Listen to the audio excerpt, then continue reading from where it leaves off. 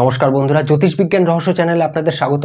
বিবাহের পর কি আপনি বিশেষ কোনো চেঞ্জ লক্ষ্য করতে পারছেন? জীবন বদলে গেছে বা বিশেষ কোনো উন্নতি লক্ষ্য করতে পারছেন বা ডাউনগ্রেডেশন কিছু লক্ষ্য করতে পারছেন যে বিবাহের পরে একটু লাইফটা সমস্যা তৈরি হয়েছে, উন্নতির পেছনে সমস্যা তৈরি হয়েছে? যাদের বিবাহ হয়নি, যাদের বিবাহ হয়েছে, সবাই এই ভিডিওটা দেখুন, সবার জন্য কিন্তু লাভবান। এটা আমরা জানবো যে সপ্তমপতি, যে সপ্তমপতি সেভেন্থ লর্ড যদি 11th হাউসে থাকে, 12th হাউসে থাকে, লগ্নে থাকে এবং দ্বিতীয় স্থানে থাকে, তাহলে কি ফল হতে পারে, আপনি নিজে কিভাবে বিচার করবেন এবং কি ফল হতে পারে সেগুলোও কিন্তু এই ভিডিওতে আলোচনা করব। সুতরাং সম্পূর্ণ ভিডিওটা খুব মনোযোগ সহকারে দেখুন। ভিডিওটা ভালো লাগলে লাইক করতে ভুলবেন না। চ্যানেলটা কিন্তু শুরুতেই সাবস্ক্রাইব করে রাখুন। মূল্যবান ভিডিও এই চ্যানেলে কিন্তু আমি দিয়ে থাকি। দেখুন, আপনার কুষ্ঠিতে লগ্ন যে কোনো লগ্ন হতে পারে। আমি এই জন্য এখানে কোনো রাশি লিখিনি, যদিও এখানে মেষ রাশি হয়, এখানে বৃষ রাশি আপনারা জানেন, কিন্তু আমি কিছু রাশি আমি এখানে উল্লেখ করছি না, যে কোনো রাশি হতে পারে।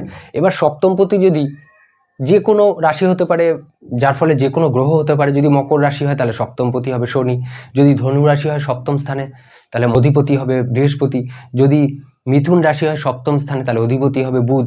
যে কেউ হতে পারে। মেষ রাশি সপ্তম স্থানে থাকলে মঙ্গল, যে কেউ হতে পারে।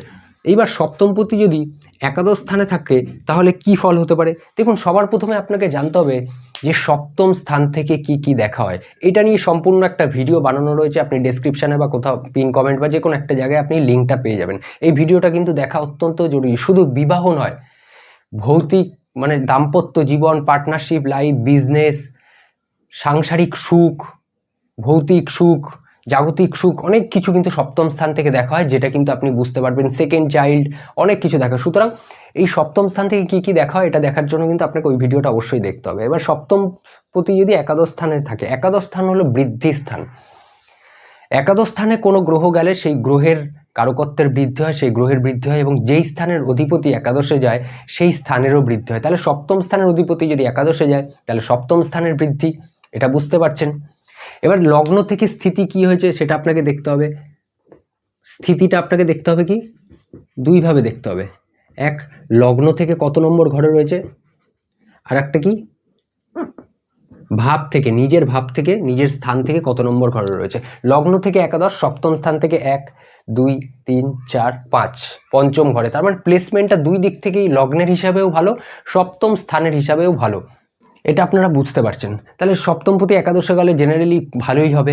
এখানে যদি সপ্তমপতি কোনো শুভ গ্রহ হয়, দেখুন 3 6 11 এগুলো কি আমরা জানি, 3 6 11 এগুলো অশুভ স্থান, কিন্তু তার মধ্যেও একাদশ স্থানকে কিন্তু একটু বিশেষভাবে ভালোর নিরিখে দেখা হয়, শুভ স্থানের নিরিখে কিন্তু দেখা হয় একাদশ স্থানকে। কিন্তু যেহেতু অশুভ স্থান, যার ফলে কিন্তু এখানে শুভ গ্রহ যদি যায়, যদি সপ্তমপতি কোনো শুভ গ্রহ হয়, বৃহস্পতির মতো কোনো গ্রহ হয়, সে যদি একাদশে যায়, সে তো একাদশ স্থানের খুব ভালো করে দেবে, সপ্তম স্থানের জন্যও ভালো। কিন্তু বৃহস্পতি নিজের কিছু না কিছু একটু ক্ষতি করে ফেলবে, নিজের সামান্য কিছু হানি করে ফেলবে। খুব বেশি হানি এখানে বোঝানো হচ্ছে না। কিন্তু যদি দেখা যায় যে সপ্তমপতি শনি গ্রহ হয়, আপনাকে দেখতে হবে যে গ্রহটা কি বিচার করতে গেলে, যে শুভ গ্রহ নাকি অশুভ গ্রহ, এটা আপনাকে দেখতে হবে। এবার যদি অশুভ গ্রহ, ধরে নিন শনি যাচ্ছে একাদশে যাচ্ছে, তাহলে শনি নিজের কারকত্বের বৃদ্ধি হলো, সপ্তম স্থানের জন্যও ভালো, কিন্তু একাদশ স্থানের কিছু না কিছু হানি কিন্তু এখানে করবে। এইভাবে আপনাকে কিন্তু বুঝতে হবে। এইবার সপ্তমপতি একাদশে গেলে মোটামুটি কীরকম ফল হতে পারে সেই আলোচনায় আসি। দেখুন, সপ্তমপতি যদি একাদশে যায়, এখানে আপনার স্পাউস মানে আপনার ওয়াইফ বা আপনার হাজব্যান্ড, সে কিন্তু প্রচণ্ড উচ্চাকাঙ্ক্ষী হবে, হায়ার ডিজায়ারেবল, মানে প্রচুর ডিজায়ার থাকবে তার মধ্যে, অ্যাম্বিশন বেশি থাকবে, আপনার থেকে অনেক বেশি থাকবে। যদি নাও থেকে থাকে, আপনার সঙ্গে দেখা হওয়ার পরে সেটা কিন্তু বেড়ে যাবে। এক্ষেত্রে দেখা যায় যে পরিবারের কোনো পরিচিতি সার্কেল বা দূর সম্পর্কের কোনো পরিচিতি সার্কেল থেকে একটা বিয়ের যোগাযোগ আসে, এখান থেকে সোশ্যাল কোনো মাধ্যমে, সামাজিক আত্মীয় স্বজন কোনো না কোনো মাধ্যমে যোগাযোগ এখানে দেখা যায়। আপনার স্পাউস যেহেতু উচ্চাকাঙ্ক্ষী, যে আমার দেখো এই বাথরুমটা কত সুন্দর, এরকম আমাদের একটা বাথরুম বানাতে হবে, এরকম একটা বাড়ি, সুন্দর বাড়ি থাকবে, অনেক আশা ডিজায়ার তার মধ্যে থাকে, স্বপ্ন থাকে প্রচুর, যেটা পূরণ করার জন্য কিন্তু সে সচেষ্ট হয়, আপনাকেও কিন্তু সচেষ্ট করায়, যার ফলে কিন্তু আপনার উন্নতির পেছনে আপনার স্পাউসের কিন্তু একটা অন্যতম অবদান থাকে। মানে বিবাহের পরে দেখা যায় আপনার যোগাযোগ বৃদ্ধি পাচ্ছে, তার সোশ্যাল মাধ্যমে, সোশ্যাল জায়গায়, সামাজিক জায়গায় মানুষের সঙ্গে মেলামেশা অনেকটা বেশি থাকার কারণে তার যোগাযোগের হেল্পে আপনি অনেক কিছু উন্নতি করতে পারছেন। মানে বিবাহের পরে আপনি গ্রোথ লক্ষ্য করতে পারবেন যেটা বলে। কিন্তু যেহেতু হায়ার ডিজায়ার থাকবে, যার ফলে কিন্তু একটা সময় আপনি বিরক্ত হয়ে যান যে এত কিছু মানে চাই, এইটা চাই সেটা চাই, এত একটা বিরক্ত বোধ করবেন এক এক সময়। কিন্তু আপনার অবদান কিন্তু, আপনার ইনকামের পেছনে তার অবদান কিন্তু প্রচুর থাকবে। আপনার যে সেকেন্ড চাইল্ড থাকবে, কারণ সপ্তম স্থান থেকে সেকেন্ড চাইল্ড দেখা হয়, দ্বিতীয় সন্তান এক্ষেত্রে কিন্তু সে তার জীবনে কিন্তু নেম ফেম সবকিছু কামাবে, প্যারেন্টসের নাম উজ্জ্বল করবে। কিন্তু আপনি এখানে সমস্যা হলো, এখানে একটু ইনসিকিউর ফিল করবেন একটা সময় গিয়ে। সে এতটাই সোশ্যাল, পার্টিতে যাওয়া, বিভিন্ন রকম জায়গায় যাওয়া, মেলামেশা করা, ফোনে কন্ট্যাক্ট রাখা, হোয়াটসঅ্যাপে চ্যাট করা, হয়তো দরকারি চ্যাট করছে বা যোগাযোগ রাখছে, দরকারের কারণেই সবার সঙ্গে একটা যোগাযোগ মাধ্যমটা খুব স্ট্রং হয়, যার ফলে কিন্তু আপনি একটা বিরক্ত বোধ করেন যে এত জায়গায়, এত সোশ্যাল জায়গায় যোগাযোগ, এত এখানে যাচ্ছে সেখানে যাচ্ছে, আমাকে একটু টাইম দিচ্ছে না বা সময় দিচ্ছে না, এরকম একটা ভাব আসতে পারে। আমার প্রতি নজরটা কম, একটু সোশ্যালে একটা ইনসিকিউরিটি ফিল করবেন। এখান থেকেই কিন্তু একটা সম্পর্কে কিন্তু একটা টানাপোড়েন শুরু হতে পারে। কিন্তু এই যোগাযোগটা কিন্তু আপনার ভালোর জন্য। আপনি যদি এই জিনিসগুলোর সাথে মেনটেন করতে পারেন, অ্যাডজাস্ট করতে পারেন, এটা কিন্তু খুব ভালো। ধরুন সে যে পার্টিতে যাচ্ছে, সেই বন্ধু বান্ধবদের সঙ্গে মেলামেশা করছে, তাদের পার্টিতে আপনিও যান, তাদের সঙ্গে আপনিও মেলামেশা করুন। এই জিনিসগুলো যদি অ্যাডজাস্ট করে নিতে পারেন, এটা কিন্তু আপনার জন্য অত্যন্ত ভালো। এবার চলে আসি সপ্তমপতি যদি দ্বাদশ স্থানে থাকে। দ্বাদশ স্থানে থাকলে কীরকম পরিস্থিতি?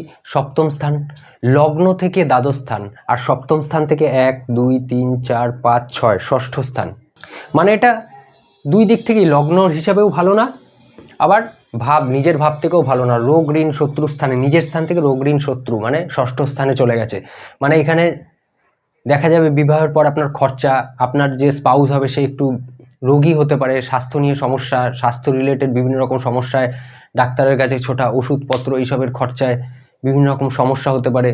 তা আপনার খরচার ক্ষেত্রে কিন্তু তার একটা কন্ট্রোল থাকবে, কোথায় কিভাবে খরচা করবেন না করবেন সেই জিনিসটা কিন্তু আপনার একটা কন্ট্রোলে থাকবে।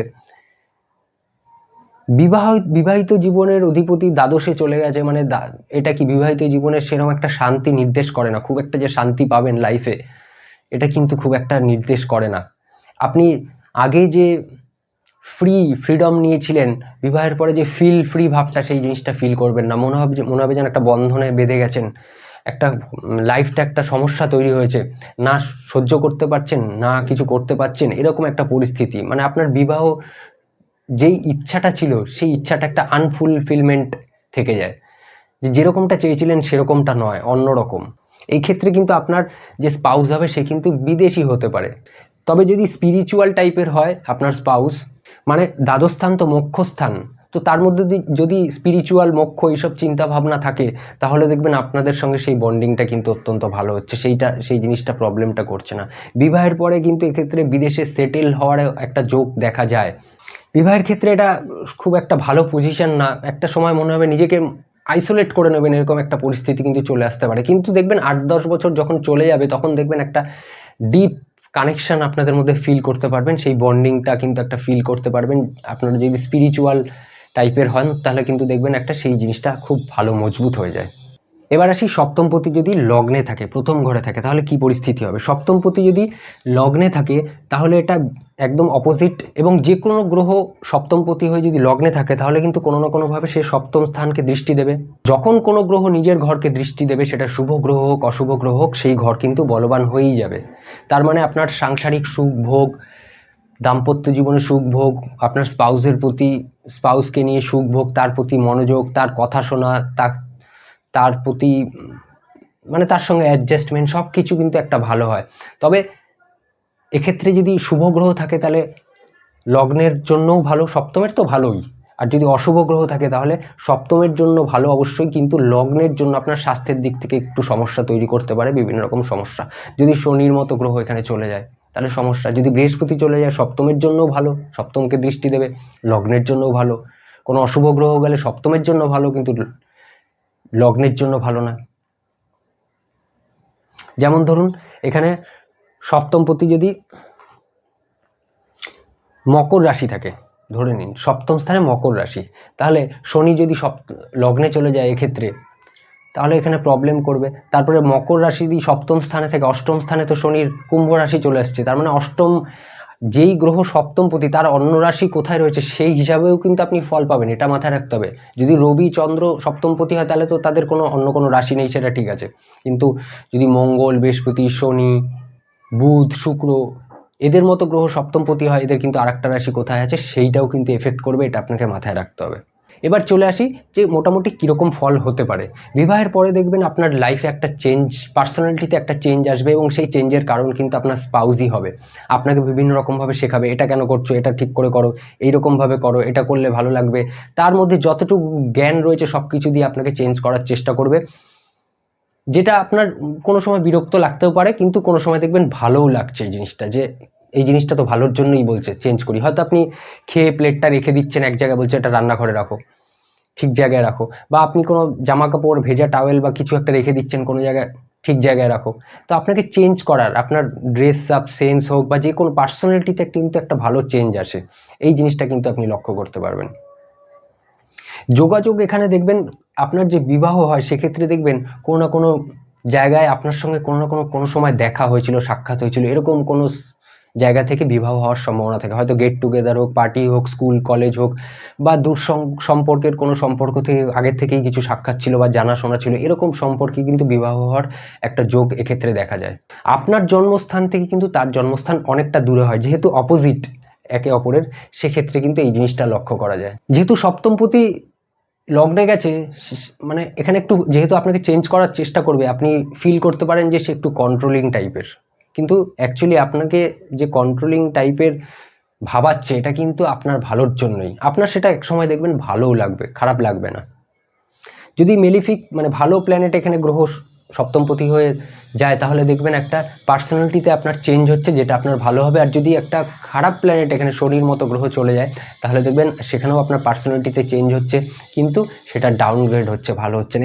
এক্ষেত্রে দেখা যায় বিবাহ যত কাছাকাছি চলে আসে বা বিবাহের পর আপনার পিতার স্বাস্থ্য এবং কেরিয়ারের দিকে কিছুটা প্রবলেম লক্ষ্য করা যায়। আপনার যে চাইল্ড হবে, সেকেন্ড চাইল্ড বিশেষ করে, তার কিন্তু রং রূপ, স্বাস্থ্য, তার অভ্যাস কিছুটা আপনার মতো অনেকটাই লক্ষ্য করা যায়। কিন্তু শনির মতো গ্রহ যদি লগ্নে থাকে সপ্তমপতি হয়ে, এক্ষেত্রে কিন্তু সে একটু জেদি টাইপের হয়, বদলাতে চায় না, তার স্পাউস যতই তাকে বদলানোর চেষ্টা করে বদলাতে চায় না, এক্ষেত্রে কিন্তু একটা সম্পর্কে কিন্তু একটা সমস্যা তৈরি করে। তা আপনি যদি এই জিনিসগুলো অ্যাডজাস্ট করতে পারেন, এটা আপনার জন্য অত্যন্ত ভালো। এবার আসি, যদি সপ্তমপতি দ্বিতীয় স্থানে থাকে তাহলে কি পরিস্থিতি হতে পারে। সপ্তমপতি দ্বিতীয় স্থানে আসলে লগ্ন থেকে এটা দ্বিতীয়, নিজের ভাব থেকে কিন্তু এটা 1 2 3 4 5 6 7 8 অষ্টম, এটা কিন্তু ভালো হয়নি। এক্ষেত্রে দেখা যায় যে সপ্তমপতি যখন দ্বিতীয় যায়, যে বিবাহের ক্ষেত্রে দেরি হওয়া, সম্পর্ক এসেও কথাবার্তা হয়েও সেটা ঠিক মতো হচ্ছে না, বিয়ে হচ্ছে করেও হচ্ছে না, অনেক সমস্যা তৈরি হচ্ছে নানান দিক থেকে, সঠিক জায়গায় কথাবার্তা হচ্ছে না।